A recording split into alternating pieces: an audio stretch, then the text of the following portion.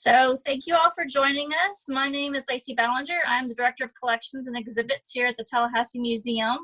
And this is part of our virtual museum mixology lecture series that are happening every Thursday at 6 p.m. I want to thank you all for joining us since it is changed time this week, or has changed time this week to 6 p.m.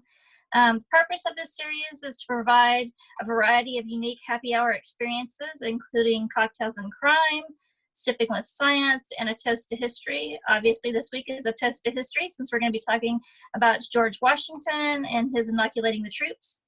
The Tallahassee Museum's virtual series is a unique date night for couples, a great place to meet up with friends. It's a fun experience about learning about history, natural science, and wildlife.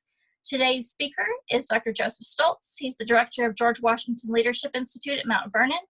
He previously was a member of the United States Military Academy Department of History. He studies the integration of the Continental Army and its French allies during the American War of Independence. I also want to remind you that we have a virtual tip jar online. If you're enjoying the series, you can give us a tip, and I will post that in the chat, or you can go online on our website or on our Facebook page or Instagram. So please enjoy. I'll hand it over to Joe, or I call him Joe. I've known him for 10 years or more. So I'll hand it over to Dr. Joseph Stoltz, and he can begin talking about George Washington. Yeah, thank you so much, Lacey, and thank you for everybody for coming. Can everybody hear me okay? Coming through? I can. Okay. So yeah, well, I think you're good. So yeah, I as Lacey mentioned, I want to preface this whole thing with I am, as I normally joke with when I'm on an airplane or something, that I'm not that kind of doctor. So I am a PhD in history, and we're obviously going to be talking about smallpox tonight. So while I can answer a lot of questions about George Washington and the Continental Army, if this, when we get into the discussion portion, gets into some of the finer details of the virus itself, be perfectly honest, I don't know. My wife always makes fun of me for being a doctor knowing nothing about medicine. So I always reply that, well, as a historian of the 18th century, the only 3 prescriptions I need to be familiar with are bleedings, purgatives, and whiskey. And I just normally go ahead and prescribe people whiskey for pretty much all ailments. So that makes me, I think, a fun doctor. So one of the reasons why why I am talking to you about this, though, is because what a lot of people don't really, I think, pay enough attention to, or it makes sense, right? We have so little time as professors, or for my colleagues in the high school history world, you have so little time to cover everything that stuff has to get left out or abbreviated or truncated. And so, it really, in terms of historical awareness, it's when all of a sudden certain current events happen that causes sort of a fresh reassessment of different aspects of history that was sort of underexplored before. And so, one of the benefits to this whole COVID thing, it's probably a really bad way to phrase it, but it is putting a newfound interest very quickly into issues of medical history and the history of virology and outbreaks. And that leads to a not unimportant issue with George Washington, because most people don't realize the entire American Revolution was conducted in the middle of an epidemic. There was a smallpox epidemic that really started to bubble up right before the revolution broke out. There's sort of various explanations that are presented later about why. In full honesty, it quite possibly had something to do with British troops, but not in any sort of nefarious way. And we'll get into what I mean by that a little later. And by the time the war is over, the inoculation, or the smallpox epidemic that had been breaking out in the North American colonies is really largely put to bed. And in part, that's because of the war and because of policy decisions that are going to come up during the war. So, and I wanted, though, as most historians you're familiar with like to do, is go a little farther back, though, and provide even more context. And so, just what was smallpox? What was its relationship with the North American colonies and sort of the Atlantic world that the Americans are finding themselves a part of in the 18th century? Actually, I don't even know why I said I'm going to tell you about smallpox, because again, like or the medical part, it creates smallpox on the face and the body that get pussy, and it's really disgusting and horrible, and you don't want it. It had sort of bubbled up in Europe, frankly, as part of sort of coinciding along the same time period as the more well-known Black Plague that decimates Europe and sort of the early portion of the early modern era of European history. And so that's part of its problem, though, for the Americas, is it while in Europe they'd sort of been hit with it so many times, pretty solid immunities had been built up. In the Americas, that wasn't the case, even among European colonists. So it is something that it was North America's version of the Black Plague. It was something that if you were telling the creepy ghost story in the middle of the night in colonial America, you would bring up smallpox as something to sort of scare the kids to bed with. What sort of morality story you'd be teaching, I'm not sure, because they had no clue that hand washing or something like that would have necessarily negated the virus. But it's something that had been sort of a recurring problem in North America. Now, by the 1720s, there had been another outbreak, and everyone's trying to figure out what to do.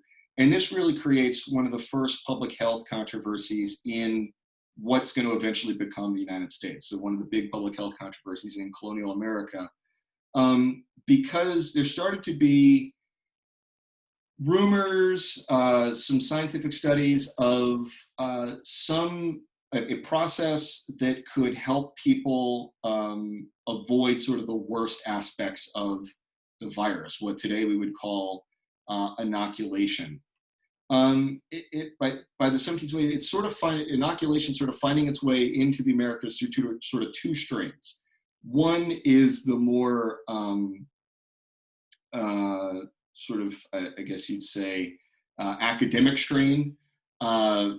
Really smart, educated people in places like Cambridge or Oxford have been doing research into this thing called inoculation, and folks in Boston and sort of the Harvard area have heard of it and are sort of discussing, is this maybe something we want to try and do to negate, smallpox being a problem in our communities. The issue is that inoculation already had sort of a bad PR issue associated with it, and that's that for a lot of colonial New Englanders, inoculation was something that when they'd seen inoculations done or heard about inoculations being done, it was frankly something that African slaves did, something that Native Americans had learned how to do. And it was in large part because you had some African slaves that were Muslim and sort of learned about it through interactions with other Muslims back in Africa by way of sort of Sahara Desert and into the Middle East. And so inoculation had sort of made its way through there. And then from these people being enslaved and brought to the New World, inoculation is something that's people aren't unaware of, but it creates sort of a bad taste in people's mouths in terms of, well, how reputable could it be if it's something that the enslaved are doing? Is it somehow associated with issues of witchcraft or polytheistic religions, stuff like that? And that's frankly going to be especially an issue in 1720s New England. It's a largely Puritan community. They're straight a Calvinist. They're into their predestination. And so it creates the theological question of, if I do something to negate me getting smallpox, is that negating God's plan for me? So is this something that actually I shouldn't be doing on religious grounds? And so there's a huge, in the 1720s, public health debate over inoculation. Is it some mystical form of voodoo or something, or is it something that can be relied on? You add to that, inoculation was frankly dangerous. This is not stuff that's being done under very specific medical conditions. You would go to someone that had smallpox, you would lance one of the boils, you would take some of the pus that was in that boil, and then you would cut open slightly someone that didn't have smallpox, put that pus into them. It's super gross. In the 18th century, this is being done with very little sanitary consideration, because again, they're just not, germ theory hasn't really come along yet. So inoculation is just dangerous from how you would go about administering it, because you just risk just infection of regular cuts on the body, which in the 18th century is something that can kill you because they don't have penicillin yet.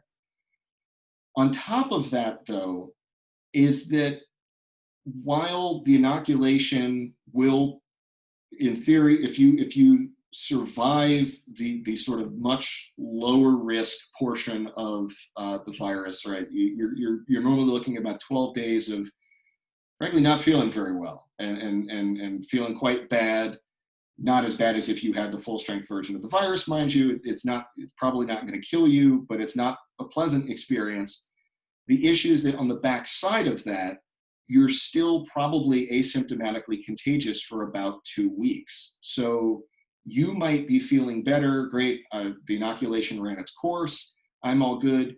You go back out into the community and you are actually shedding a weak version of the virus. And so if you were to come across someone that today we would call immunocompromised, or somebody that just has an immune system that's already dealing with other stuff, you could end up giving them a weak strain of the virus, and that's going into in an environment where it's going to be able to spread more. That could end up creating sort of the full strength version of the virus. And then from you trying to inoculate yourself or your family, if you took that lightly and didn't quarantine yourself long enough after you self-administered the inoculation, you could end up getting your entire town sick with sort of a full strength version of smallpox. So it's pretty easy to imagine why this turns into a whole issue in the early 1700s. They get people sort of accept that, okay, inoculations can be done safely-ish, and then they start to administer the inoculations, and then people don't sort of follow all of the guidance they're being given, or just don't realize that they would have no way to realize they're still shedding the virus, right? Again, even the way we're talking about this right now is something that in the 18th century would have sounded pretty mumbo-jumbo-ish to even a very erudite, educated medical person in the 18th century, because they don't have germ theory. And so the moral of all of this is that by the time George Washington is commander-in-chief of the Continental Army, and by the time they're fighting the American Revolution, every rebelling state has laws in the books where it is illegal to inoculate yourself or to inoculate others. It's considered something that, yes, while it can prevent the virus, it's just so dangerous to do and represents such a risk to the community that it shouldn't be done, even if it would sort of abate the issues. Washington, right now, this is the moment where I'm literally paid to talk about George Washington all the time, so I got to get this piece in explicitly. Washington had a sort of interesting early run-in with smallpox. Your fun fact for the night, since we're sort of at a cocktail party, I always tell with a lot of our groups this year, fun fact, you can take 2 cocktail parties, but we're kind of already at one. So it'll be my fun fact, is that the only place outside of what's going to become the United States that George Washington ever travels is to the island of Barbados. George Washington's older half-brother Lawrence was very sick for a while. They decide they're going to take Lawrence to Barbados because it's going to have a more conducive environment. I mean, I think we all go down to the Caribbean on a nice little vacation and feel rejuvenated, and George and Lawrence Washington weren't any different. While George Washington is down in Barbados, he ends up getting sick with smallpox, and thankfully for all of us, he does manage to survive it. It did leave him with pox on his face. It's something that, frankly, most of the artists, if you've ever read, we only get to see paintings of George Washington because no one had a camera back then. And if any of you, I always make this offer, if any of you do have a photograph of George Washington, Mount Vernon will pay a lot of money for it. But so of the paintings of George Washington that we have access to, frankly, the pox on his face is something that, like, a lot of authors or a lot of artists, a lot of painters tended to downplay and sort of fill in.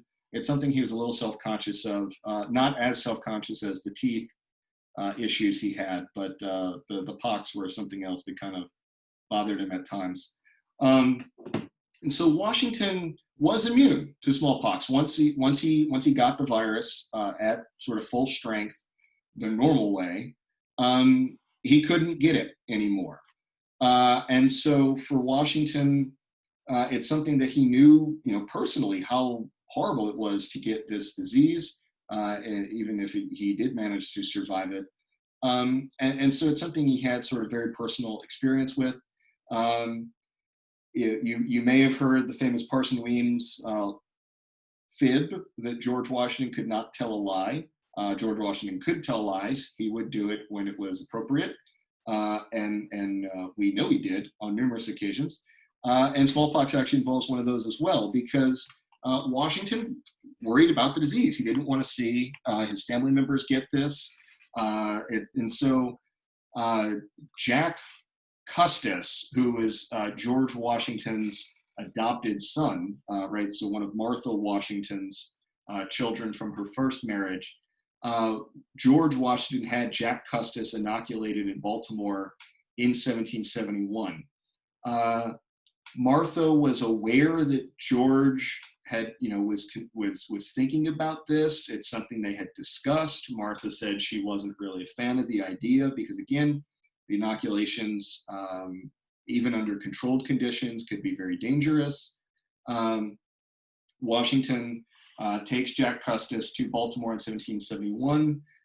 They get Jack Custis inoculated, and they don't tell Martha about it until afterwards, when Jack is definitely healthy and going to be fine. So there are a few George Washington conversations I would love to have been on the fly on the wall for, and that would definitely be one of them. I'm kind of curious how he went about the delivery of that one.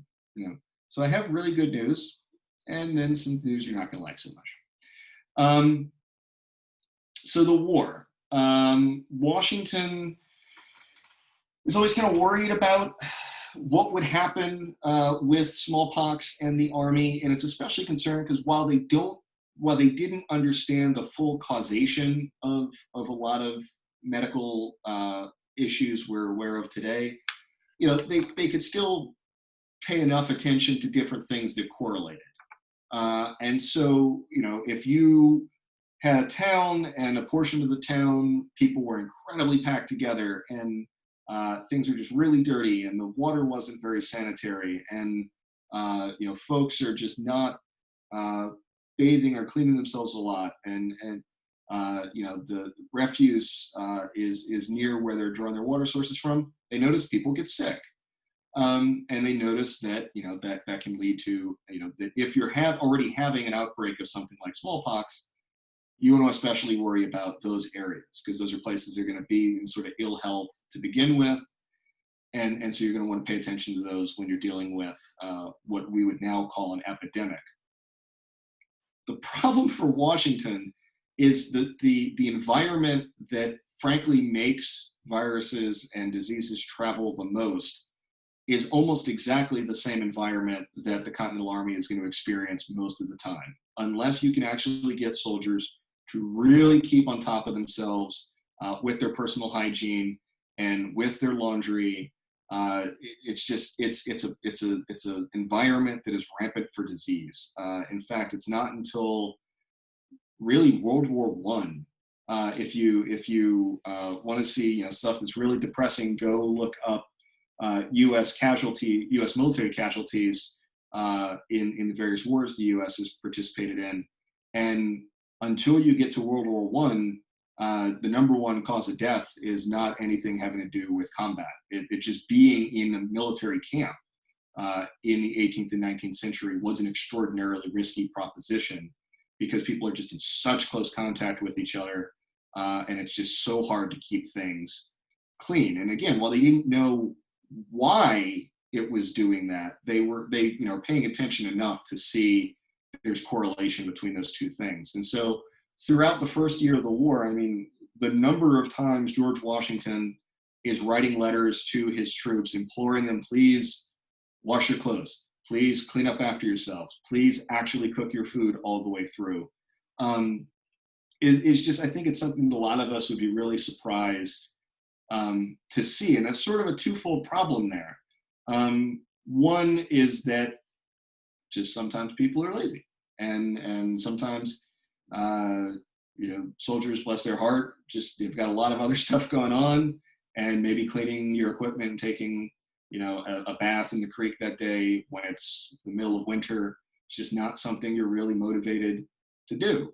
The other problem is that for a lot of these young men that are serving in the Army in those early days, frankly, a lot of them on some level didn't really know how to take care of themselves that much, because they've been having their mother, their wife, an older sister, an aunt do a lot of just the basic cleaning of clothes, food preparation, just stuff that as young men in the sociocultural world they were growing up in was just new to them. And this is an army that nowadays the U.S. military relies on its non-commissioned officer corps to really set the tone for junior soldiers, to teach them the importance of these sort of things.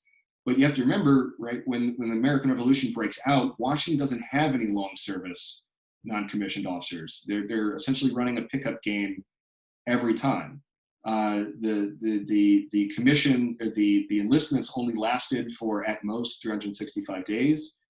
So it's just really hard to build up a cadre of people that could really look after the soldiers on a day-to-day basis and really keep on top of them.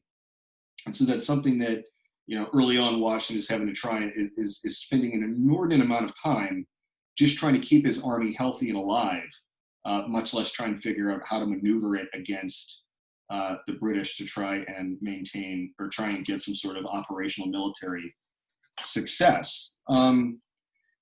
The advantage for Washington in a lot of this was frankly that the army didn't have to move very much, right? So the first campaign of the war, they're besieging Boston, right? So they're sitting right outside of Boston in places like Roxbury and Cambridge on the outskirts of Boston itself.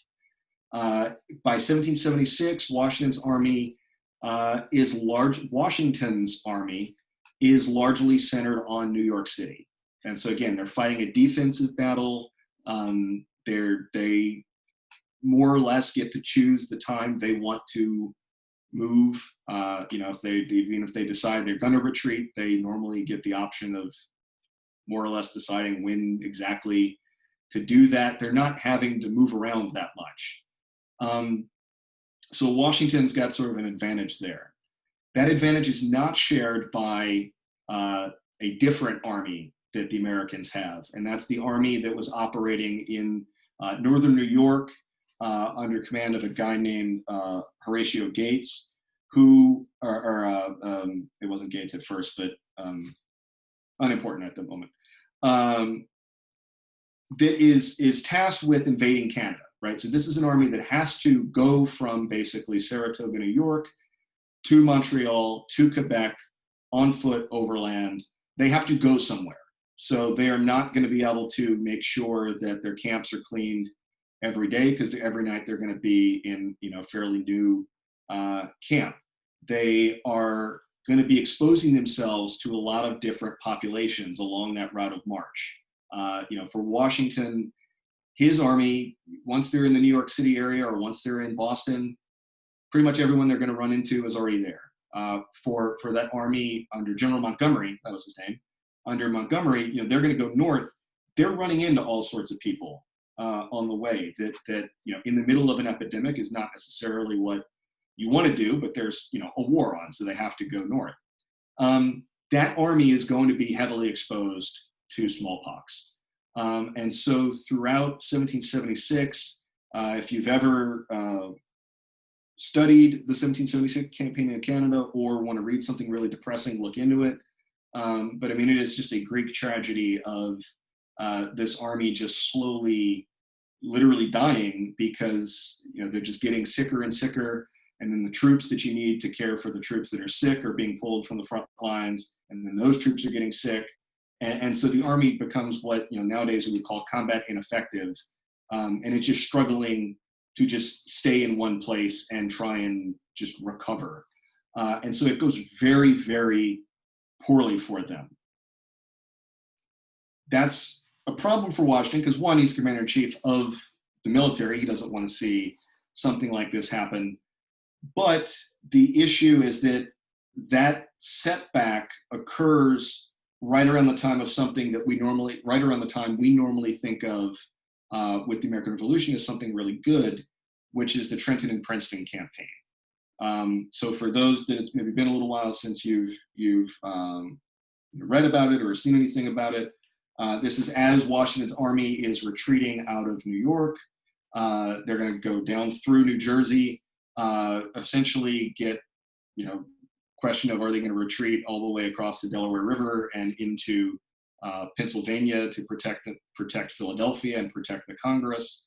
And through the course of that, of course, the British Army is getting strung out along that same trail that they're trying to push the Americans along.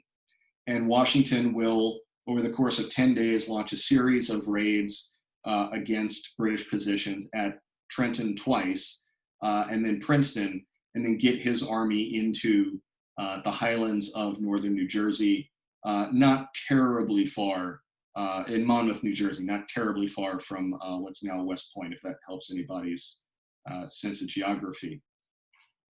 That was a great coup for Washington, right? On the one hand, the Continental Army looks like it's losing. New York has fallen. Everything's going bad, and they just turn around and punch the bullies right in the face and inflict a really humiliating loss on the British. And that's the part we all are normally aware of, right? That's the famous Washington crossing the Delaware painting in the New York Metropolitan Museum. It's a big deal. There's a few things, though, that are also occurring at that same time. It's in 1776. So the winter of, somebody just asked the question, what year is this? So this is the winter of 1776 into 1777. And so that same winter, things not going so well for the Army and for the United States actually kind of help Washington in the sense that he's finally able to get some legislation passed that he'd really been hoping to get. And part of that was legislation that would allow enlistments for the Continental Army to last more than 1 year. I mentioned that previously they'd only been allowed to recruit 1 year at a time. So literally every year they're having to build the Army anew from scratch with no guarantee that they're going to have non-commissioned officers or folks to sort of help train the Army all over again or keep training the Army. So with the almost fall of Philadelphia, right? All of a sudden, when Congress has to actually flee their offices, it gets their attention, and they give authorization to start doing longer term enlistments that would last for either 3 years or the duration of the war. You could sort of take your pick on which one you thought would be shorter or do more good. It was up to you. And so Washington's really excited about this. This is a chance to actually start to build a trained professional army that can really start to learn some skills, generate some institutional memory, and really be able to develop skill sets that would allow them to take the British on. The problem is, in this, at the same time they're trying to advertise and recruit for this new army, they've also, there's stories of the army in New York being completely wiped out by smallpox.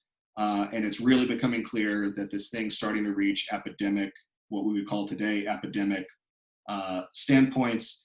And so it creates, again, this public health question that's also fundamentally wrapped into the larger priorities or the larger issue, or the other issues, political and military questions as well, right? So, Washington's in this interesting situation where he believes in inoculation. He's seen that it could be effective. He's talking with guys like Ben Franklin and John Adams, that also, two members of the Continental Congress that are on the war committee with, to sort of oversee Washington. It would be the 18th century equivalent of like the House Armed Services Committee for reference. There are a number of people that think inoculation could be the answer to this. It's the question of, though, you still have 13 states that are each their own sovereign entity that have, many of them still have laws in the books that say that inoculation is illegal. And one of those states is Virginia. And so Washington and the Surgeon General of the Army, essentially in the middle of that winter, right, while they're also trying to push the British on New York and figure out plans for the next season, are doing public policy outreach to these different governors, trying to explain why getting the laws changed on inoculation would be important, why it would be valuable to the Army, why the Army needs it as something to be able to recruit, right? If they can't guarantee that when you get to the Army, you're not going to instantly die of smallpox before you ever even see a British soldier, no one's going to sign up. So, first and foremost is, how can they start to help guarantee the health and safety of their soldiers? Before they ever even have to, deal with a bullet being fired at them by the enemy. So Washington spends sort of January into March drawing up a plan with his Surgeon General of the Army and with members of Congress, in communication with the state governors, to how can this be done? And this will be the groundwork that's laid to actually start the process of inoculating the Army. They will get eventually the legislation passed. Probably from Washington's perspective, annoyingly, Virginia is one of the last ones to do it. And he writes a number of very impassioned letters to Patrick Henry, explaining, essentially, we're going to lose this war if you don't get this legislation passed. We need to figure out a way to do it safely. Like, yes, 50 years ago, this wasn't safe, but we've got to find a way to do it. And so they will begin the process of every soldier that's going to be sent to the Army. Essentially, each state sets up sort of a centralized place for the soldiers to be inoculated. They make sure that until the soldiers have been cleared by the doctors, they cannot get outside of that area. So they're essentially quarantining makeshift villages to try and give these soldiers a place to ride out the virus and make sure that they don't wander off while they're sick, or keep people that have no business being there, keep them out so that they don't get sick. And so that process for inoculating the new recruits goes through over the next few years and is largely successful. Some of you may have already, guessed at the next portion of this, though, is that there is an army that Washington's in command of, though, that has not been inoculated. And so what do you do about that? As I mentioned, once you inoculate a soldier, it takes about 2 weeks for them to be, 2 weeks of them being symptomatic and really not being able to do very much.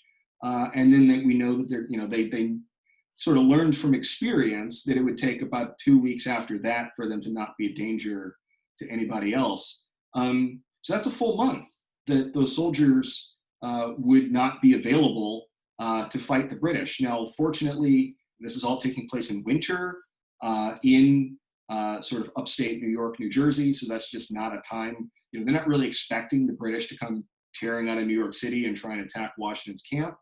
But if you tell the British that, the entire Continental Army is laid up being inoculated, they might be willing to take that bet and take that risk to jump the Hudson River in the middle of winter and try and, end the war in that moment.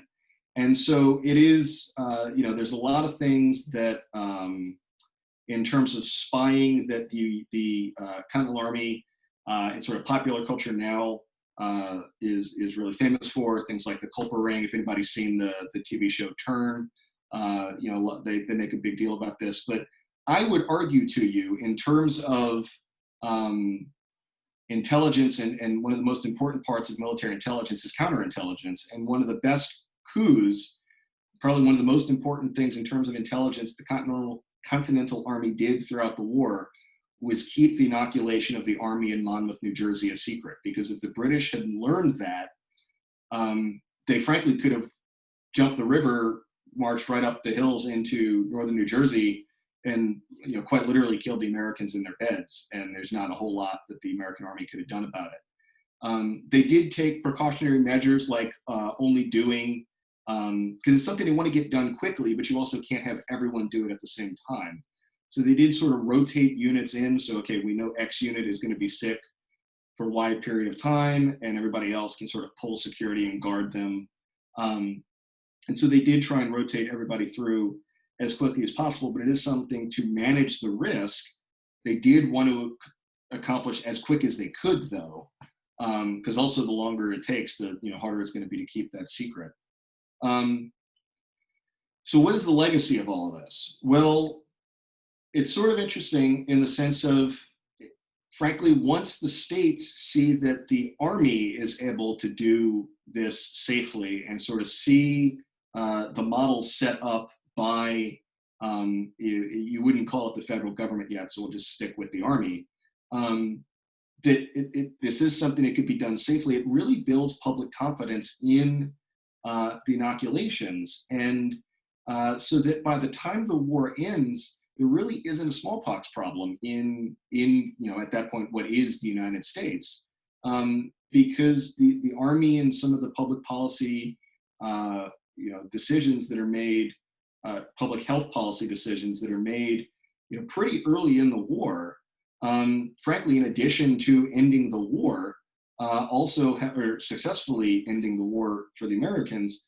also really has some very positive public health outcomes for the United States. And there are subsequent small flare-ups of smallpox along the eastern seaboard over the next few years, but nothing like it was never able to balloon into today what we call epidemic standpoints. It was never able to do that for like 2 more generations passed. So essentially, once they'd managed to build up such good immunity that it's really not until those people had died off that it was an issue.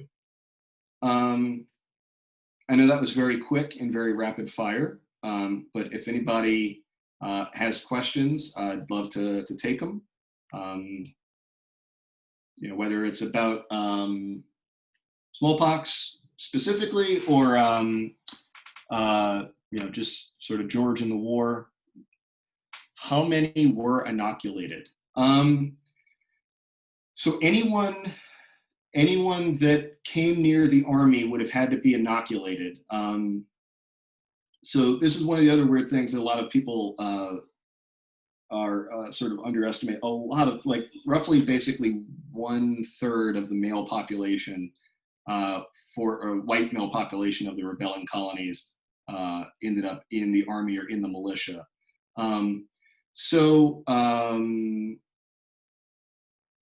off the top of my head, easily probably around at least 250,000. Because the militia balloons that number, because even if they're going to be serving with the Army itself for only 90 days at a time or 30 days at a time, those people that are going to be near the Army still need to be inoculated for everyone's protection. And so they also would try as much as possible to inoculate militia before they were sent in to serve with the main Army. So probably a couple 100,000. The exact numbers I'm not sure if we know. What was Washington's knowledge of Jenner's work? Honestly, don't know.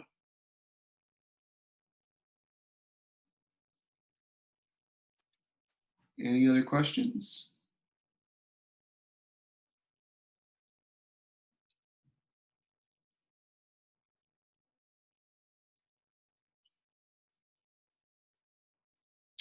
Did this mass inoculation create greater acceptance among the general public with regards to inoculation? Yes, I think it did. It really sort of highlighted, it highlighted that it was something that could be done safely if you sort of followed the protocols that they were sort of laying out. And also it's something that, because they were then doing so many, honestly, they probably got pretty good at it, and there's a lot of lessons learned that could really help out doing it. So I think it did sort of build public confidence in inoculation. Was the inoculation in shot form? I'm assuming you mean hypodermic form, which no, it wouldn't have been. I mentioned it sort of briefly early on. They would actually take a live culture from a pustule from someone that had it at sort of full strength, and then you would make an incision in the person you were inoculating, and essentially like push some of that pus into the person's body. So it's not going directly into the bloodstream, and it's not coming directly from the other person's bloodstream. So it's a weaker strain of the virus. How many soldiers died from inoculation? Not sure, honestly. Again, this is something that we at Mount Vernon, a lot of people know that the inoculations happened during the war, and so it's something that Mount Vernon's been getting more and more requests for. But I'll be the first to admit this is not my the virology part and sort of the medical history part's not my forte. So we're learning it from the non-medical side. Let's see. Was the British Army afflicted with smallpox? It was not, because most of the Europeans most Europeans coming straight from Europe had immunity from exposure in Europe. It was something. This was really something that had run its course through Europe a few generations before. And it's sort of running its course through Europe as the American colonies are first getting set up. And so it's just something that a lot of American colonists hadn't been exposed to, but the Europeans did. And the fact that the British Army didn't get this and really couldn't get it did create a lot of rumors in the American press that were the British intentionally trying to infect the Americans. This is where you may have heard stories of blankets from sick people being brought to Native Americans. This is something the American press was accusing the British of. I'll put it this way: there's no recorded evidence of the British actually doing that. So don't think they did. And all fun Mel Gibson movies aside, it would have been a little out of character for them to do something like that. So no recorded, but that's why it's really something that's an issue for the Continental Army, not the British Army. Was Martha Washington ever inoculated? Yes. She resisted it at first, but she actually gets inoculated in May of 1776 because she, who made that comment? Peggy. As you mentioned in your question, Martha Washington traveled to be with George most winters of the war, and so she doesn't do it the first time, but it is something that she eventually does get herself inoculated as a precautionary measure, since she plans on going up to see George in the winters and be around the Army more. Let's see.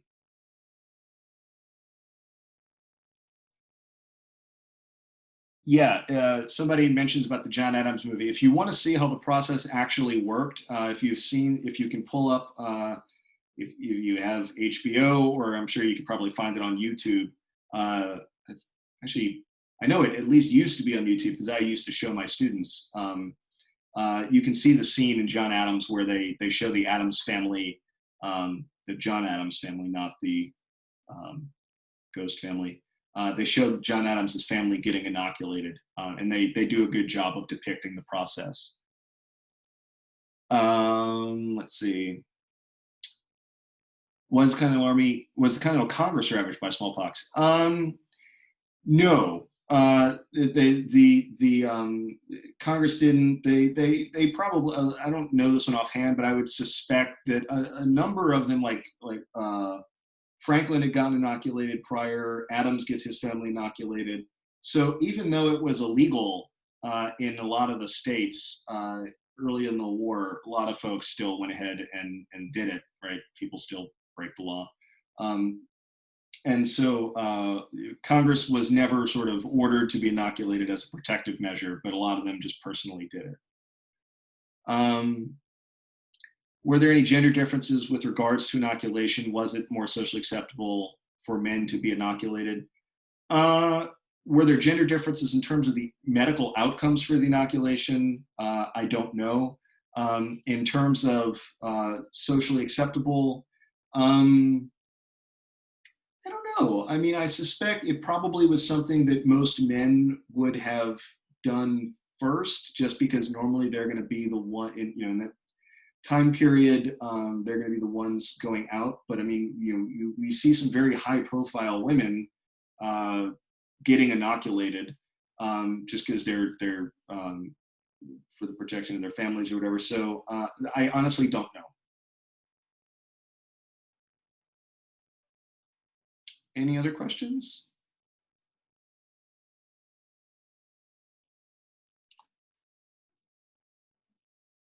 Looks like it. Thank you so much for letting me talk. Thank you, Joe. Oh, wait, we have one more. Did smallpox die out after the war?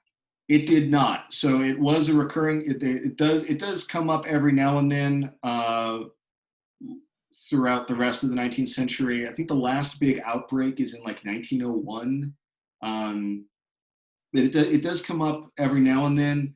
Normally in places, sort of, if anybody here is a history grad student, I can actually watch Lacey's reaction if I say the frontier thesis, you're not supposed to necessarily use. I've read your thesis and your dissertation, so go ahead. Just to say, you're not supposed to, the frontier is a word. Normally out west, though. So places that we're going to have less access to less access to more full medical care, or places where the conditions are going to be a little dirtier. I mean, you've ever seen the Fort Worth stockyards on a late Saturday night? Yes. Places. Yeah. So normally it did continue to flare up, but it was normally in places where it was just a little harder to sort of keep a lid on the virus until it could start to really balloon up. Mickey wants to know if you're wearing pants. A gentleman doesn't ask or tell. There you go. I think everybody else is just saying thank you. Oh, thank you all so much. And, next time you're all up this way, make sure to stop by Mount Vernon, maybe buy some whiskey. You can use that to Absolutely. heal disease. I think. I don't actually know if that's true, but they used to think you could. So there you go. Yes, generally we have a restaurant in town partner with this for curbside to go. We did not this week because the restaurants actually started opening up this week. So we gave them a break and posted about George Washington and his distilling on our website and Facebook page. So next week we'll be again partnering with a local restaurant. So anybody wanting to pick up curbside to go can do so. Next week we'll let you know who our partner is going to be. And I'll go ahead and post our tip jar. There's our tip jar on if anybody wants to provide a virtual tip. And next week we'll be discussing beekeeping and the resiliency of bees in this climate on Sipping with Science. And then the following week on the 28th, we'll be doing again Cocktails and Crime. We'll be talking about latent fingerprints. So thank you, Joe. I appreciate it. It's good to see you. Lovely to see you again. It's been a while, but we'll talk soon. Bye, ma'am. Bye.